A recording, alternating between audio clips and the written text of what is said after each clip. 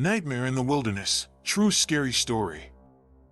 I'll never forget the time I went camping with my friend Carl.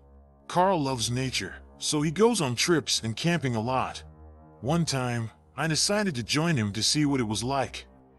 On that trip, Carl, his fiancée Nikita, and I drove in a car for 3 hours until we reached our destination.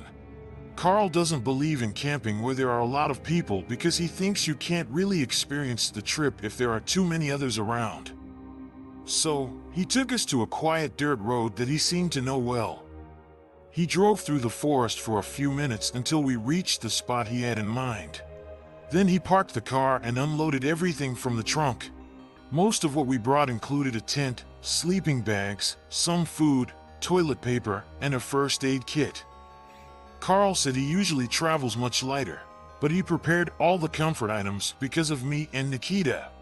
When we found a good spot to set up the tent, Carl asked me to do it since I was good at it. Nikita helped me and unpack the gear. Carl went off to find dry firewood and kept coming back with a few pieces at a time. Night fell sooner than expected. Luckily, Carl had gathered enough wood by then to make a good fire. We sat by the fire and reminisced about old times. Most of those memories didn't include Nikita, though. I think she got tired of our silly stories and went to her tent before Carl and I did. Carl and I stayed up a bit longer, keeping our laughter down so we wouldn't wake Nikita. While we were chatting, Carl suddenly said, "Listen, I heard it too. It sounded like someone was walking around." Carl said it was probably a deer. When I naively asked what if it was a bear, he assured me that a bear wouldn't come this close to the fire or the sound of people. I asked if he was sure, but he didn't reply.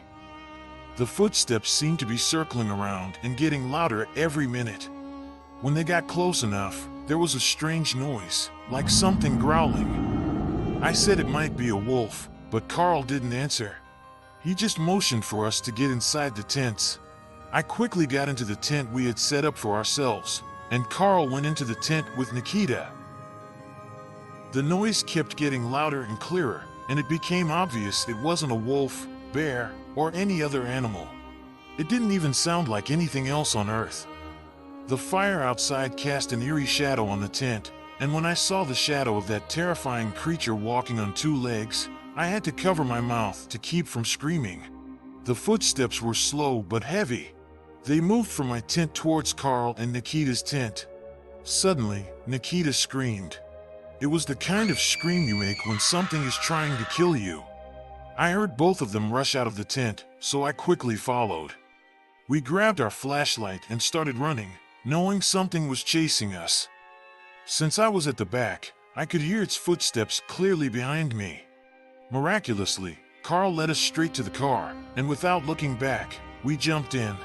Carl floored it, driving through the dirt road with that thing still on our tail. I begged him to turn off the lights so it wouldn't see us, but Carl said he needed them to avoid hitting the trees. I was in the back seat, biting my nails and staring out the window in fear that the creature might suddenly appear. Finally, Carl managed to get us out of the terrifying forest.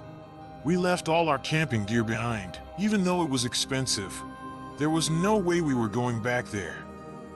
Carl still says he's never seen anything like that in his life.